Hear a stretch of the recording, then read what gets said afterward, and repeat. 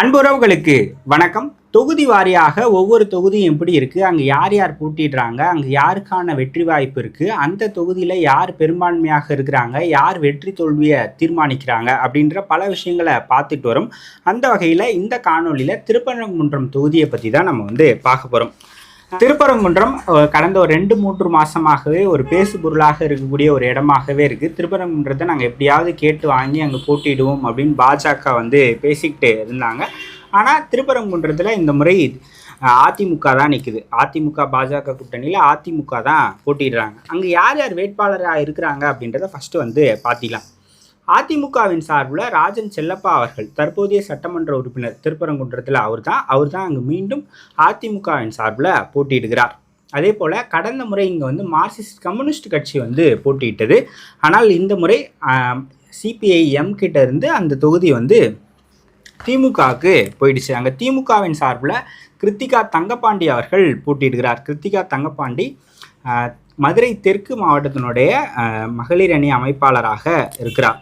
அதே போல் நாம் தமிழர் கட்சியின் சார்பில் பேராசிரியர் சத்யாதேவி அவர்கள் போட்டியிடுகிறார். பேராசிரியர் சத்யாதேவி கடந்த 2024 நாடாளுமன்ற தேர்தலில் மதுரையினுடைய வேட்பாளராக போட்டியிட்டவங்க.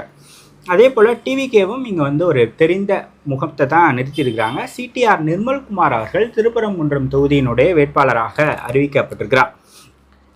ஸோ இவங்க 4 பேர் தான் வேட்பாளர். அங்கே எவ்வளோ வாக்காளர்கள் இருக்கிறாங்க அப்படின்னு பார்த்தீங்க அப்படின்னா, ஆண்கள் 1,50,596, பெண்கள் 1,57,157, மூன்றாம் பாலினம் 30. ஸோ 3,77,083 வாக்காளர்கள் அங்கே இருக்கிறாங்க. திருப்பரங்குன்றம் தொகுதிக்கு உட்பட்ட பகுதிகள் அப்படின்னு பார்த்தீங்க அப்படின்னா, அறுபடை வீடுகளில் ஒரு வீடான திருப்பரங்குன்றம் முதல் வீடு திருப்பரங்குன்றம், அங்கே சுப்பிரமணிய சுவாமி கோயில் இருக்குது. அதே போல் திருப்பரங்குன்றத்தில் காமராஜர் பல்கலைக்கழகம் இருக்குது. எய்ம்ஸ் மருத்துவமனை இங்கு தான் அடிக்கல் நாட்டப்பட்டது. மதுரையினுடைய விமான நிலையம் திருப்பரங்குன்றம் தொகுதிக்கு உட்பட்டு தான் வருது. ஸோ இந்த மாதிரியாக ஒரு பிரசித்தி பெற்றது தான் திருப்பரங்குன்றம் தொகுதி. திருப்பரங்குன்றத்தில் எந்த கம்யூனிட்டி அதிகமாக இருக்கிறாங்க அப்படின்னு பார்த்தீங்கன்னா, முக்குளத்தூரில் 3 பேருமே இருக்கிறாங்க. கள்ளர், மறவர், அகமுடையர். அதுக்கப்புறமாக நாயக்கர்கள் இருக்கிறாங்க, தேவேந்திர குல வேளாளர்கள் இருக்கிறாங்க, பிள்ளைமார் இருக்காங்க, நாடார்கள் இருக்கிறாங்க. இவங்க எல்லோருமே அதிக அளவில் வசிக்கக்கூடிய மக்களாக இருக்கிறாங்க. அதே போல் வன்னியர் சமூகமும் இங்கே ஒரு கணிசமாக ஓரளவுக்கு இருக்கிறாங்க. ஸோ இது இருக்கக்கூடிய சமூக ரீதியாக அங்கே யார் பலமாக இருக்கிறாங்க அப்படின்றது. கடந்த முறை 1952 கடந்த முறை வரைக்கும் யார் யார் அங்கே போட்டியிட்டு வெற்றி பெற்றிருக்கிறாங்க அப்படின்னு பார்த்தீங்க அப்படின்னா, அங்கே அதிமுக 9 முறை ஜெயிச்சிருக்கிறாங்க, திமுக 5 முறையும், தேமுதிக ஃபார்வர்ட் பிளாக் அதிமுக கூட்டணியில் ஒரு முறையும், அதுக்கப்புறமாக காங்கிரஸ் 2 முறையும் அங்கே ஜெயிச்சிருக்கிறாங்க.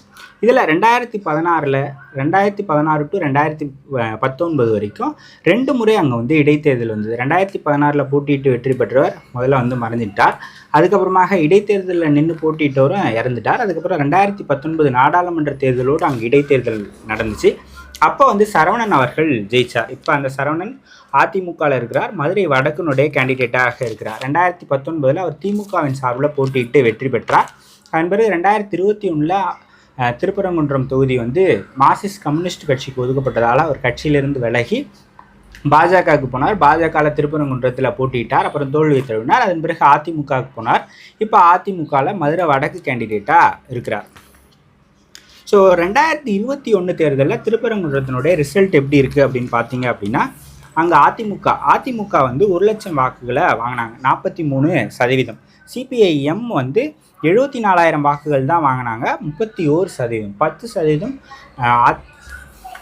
திமுக கூட்டணியோட அதிமுக அதிகமாக வாங்கியிருக்கு. நாம் தமிழர் கட்சி 22,000 வாக்குகளை வாங்குச்சு, ஆல்மோஸ்ட் 10%. மக்கள் நீதி மையம் 16,000 வாக்குகள், 7.1%.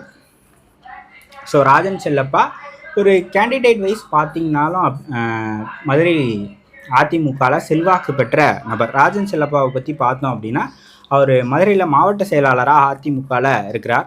92 to 98 அவர் ராஜ்யசபா எம்பியாக இருந்தார். 2011 அவர் மதுரையினுடைய மேயராக இருந்தார் அதிமுகவில். அதன் பிறகு 2016 மதுரை வடக்கு சட்டமன்ற தொகுதியினுடைய வேட்பாளராக போட்டியிட்டு வெற்றி பெற்றார். 2021 அவர் திருப்பரங்குன்றத்தில் போட்டியிட்டு வெற்றி பெற்றார். இந்த முறையும் 2026 திருப்பரங்குன்றத்தில் தான் போட்டியிடுகிறார். இவருடைய மகன் அதிமுகவில் ஐடி விங்கினுடைய செயலாளராக அவர் வந்து இருக்கிறார். ஸோ ராஜன் செல்லப்பா மதுரையில் செல்வாக்கான நபர் தான். அதே போல் அதிமுகலையும் மாவட்ட செயலாளராக செல்வாக்கான நபராகத்தான் இருக்கிறார். ஸோ ஒரு ஹெவி வெயிட் கேண்டிடேட் தான். அவரை எதிர்த்து போட்டியிடக்கூடிய கிருத்திகா தங்கபாண்டியை பற்றி பார்த்தோம் அப்படின்னா, அவங்க வந்து பிஇ கம்ப்யூட்டர் சயின்ஸ் வந்து படிச்சிருக்கிறாங்க. இப்போ ஃபஸ்ட்டு வந்து ஒரு ஸ்டார்ட் அப் நிறுவனம் மாதிரி ஒன்று வச்சு ஒர்க் பண்ணிட்டு இருந்தாங்க. அதன் பிறகு 2019 அவங்க வந்து மாவட்ட கவுன்சிலர் 22வது வார்டில் போட்டியிட்டு வெற்றி பெற்றாங்க ஒரு 2500 வாக்குகள் வித்தியாசத்தில். அதன் பிறகு மதுரை தெற்கு மாவட்டத்தில் மகளிர் அணி அமைப்பாளராக அவங்க வந்து இருந்தாங்க. கிட்டத்தட்ட இவங்க மதுரை திருப்பரங்குன்றத்தில் போட்டிடணும் அப்படின்ட்டு ஒரு 15 பேருக்கு மேலே விருப்ப மனுக்கள் கொடுத்துருந்தாங்க. ஸோ அந்த வகையில் மணிமாறன் அவர்கள் மாவட்ட செயலாளர், அவருடைய பரிந்துரை இதெல்லாம் வச்சு தான் இவங்க வந்து அங்கே கேண்டிடேட்டாக கிருத்திகா தங்கபாண்டி வந்து கேண்டிடேட்டாக வந்திருக்கிறாங்க. ஸோ நாம் தமிழர் கட்சியில் வந்து பேராசிரியர் சத்யாதேவி அவர்கள் வேட்பாளராக இருக்கிறார். அவங்க வந்து ஒரு பேராசிரியர், அதே போல் ஆன்மீக சொற்பொழிவாளராகவும் இருக்கிறாங்க. கடந்த முறை 2024 மதுரை நாடாளுமன்ற வேட்பாளராக போட்டிட்டாங்க. இந்த முறை திருப்பரங்குன்றம் சட்டமன்ற தொகுதியினுடைய வேட்பாளராக போட்டிட்டுறாங்க. நாம் தமிழர் கட்சியில் மகளிர் பாசறையினுடைய மாநில ஒருங்கிணைப்பாளராக அவங்க வந்து இருக்கிறாங்க. தமிழக வெற்றி கழகத்தின் சார்பில் சிடிஆர் நிர்மல்குமார் அவர்கள் போட்டியிடுகிறார். சிடிஆர் நிர்மல்குமார் பாஜகவில் ஐடி விங்கில் இருந்தார். 2023 அவர் பாஜகவில் இருந்து விலகி அதிமுகவில் இணைஞ்சார். இப்போ ஓராண்டுக்கு முன்னாடி அவர் அதிமுகவில் இருந்து விலகி தமிழக வெற்றி கழகத்துக்கு வந்தார். ஃபஸ்ட்டு இங்கேயுமே அவருக்கு வந்து சமூக ஊடகத்துறை தான், ஐடி விங் தான் கொடுக்கப்பட்டிருந்தது பொறுப்பாக. அதன் பிறகு இப்போ துணை பொதுச் செயலாளராக இருக்கிறார். விஜய் அவர்களுடைய கூட்டங்களுக்கான அனுமதிகளை பெறுவது, அதுக்கப்புறமாக வழக்குகள் ஏதாவது இருந்தால் பார்ப்பது அப்படின்ற ஒரு விஜயனுடைய தளபதிகளில் ஒருவராகவே அவர் மாறி போயிருக்கிறார் அப்படின்னு சொல்லலாம். ஸோ சிடிஆர் நிர்மல்குமார் தாவேக்கானுடைய அறிந்த முகங்களில் ஒருவராக இருக்கிறார். இப்போ டிவிகேல ஒரு ஸ்டார் கேண்டிடேட்ஸ்ன்னு எடுத்திங்கன்னா ஒரு 15 to 20 பேர் வருவாங்க. அதில் ஒருவராக இருக்கக்கூடியவர் தான் சிடிஆர் நிர்மல்குமார்.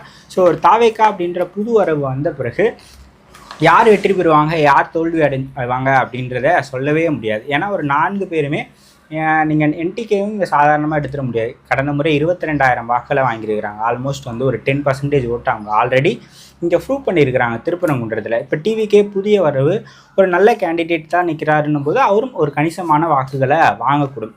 இப்படி 4 முனைகள்லையுமே வாக்கு வாங்கக்கூடிய ஒரு நபர்கள் நிற்கும்போது அங்கே யார் வெற்றி பெறுவாங்க, யார் தோல்வி அடைவாங்க அப்படின்றத கணிக்கவே முடியாது. ராஜன் செல்லப்பா நல்ல செல்வாக்கான நபர் தான். அதிமுகலையும் அந்த தொகுதியிலையும் செல்வாக்கான நபர் தான். ஸோ அவர் எவ்வளோ வாக்குகள் வாங்க போகிறாங்க, கிருத்திகா தங்கபாண்டி அவங்களுடைய ஒர்க் அங்கே எந்த மாதிரி இருக்க போது, அவங்க எவ்வளோ வாக்குகளை வாங்க போகிறாங்க அப்படின்றதெல்லாம் பொறுத்திருந்தால் பார்க்கணும். ஸோ ஒரு 4 முனை போட்டியாக வரும்போது அங்கே யார் வேண்டுமானாலும் வெற்றி பெறுவதற்கான வாய்ப்புகள் இருக்குது. ஸோ திருப்பரங்குன்றமும் இந்த எலெக்ஷன் ரிசல்ட்ஸில் ஒரு மிக முக்கியமான இடமாக இருக்கும். ஏன்னா வந்து திருப்பரங்குன்றம் கடந்த ஓராண்டாகவே ஒரு பெரிய இஷ்யூவாக அங்கே வந்து போயிட்டுருக்கு. ஸோ அதுக்கு அந்த மக்கள் எந்த மாதிரி ஹீல்டாகி எந்த மாதிரியான பேட்டர்னில் வாக்களிக்க போகிறாங்க, அதை ஒரு இஷ்யூவாக பார்த்து திமுக கூட்டணிக்கு போட போகிறாங்களா, இல்லை அது ஒரு இஷ்யூ தான். ஆனாலும் இங்கே இருக்கக்கூடிய கேண்டிடேட் மீது எங்களுக்கு நம்பிக்கை இருக்குன்னு ராஜன் செல்லப்பாக்காவுக்கே மீண்டும் வாய்ப்பு கொடுக்க போகிறாங்களா அப்படின்றதெல்லாம் பொறுத்திருந்து பார்க்கலாம். ஸோ திருப்பரங்குன்றத்தில் நீங்கள் யார் வெற்றி பெறுவாங்க அப்படின்னு நினைக்கிறீங்க அப்படின்றத கமெண்ட் செக்ஷனில் சொல்லுங்கள். இன்னொரு தொகுதியினுடைய கள நிலவரம், வெற்றி வாய்ப்பு எப்படி இருக்குது அப்படின்றதெல்லாம் இன்னொரு காணொலியில் சந்திக்கலாம். தொடர்ச்சியாக 2026 தேர்தல் குறித்த செய்திகளை தெரிஞ்சுக்கணும் அப்படின்னு நினச்சிங்க அப்படின்னா சாரல் துளி சேனலுக்கு சப்ஸ்கிரைப் பண்ணுங்கள். நன்றி, வணக்கம்.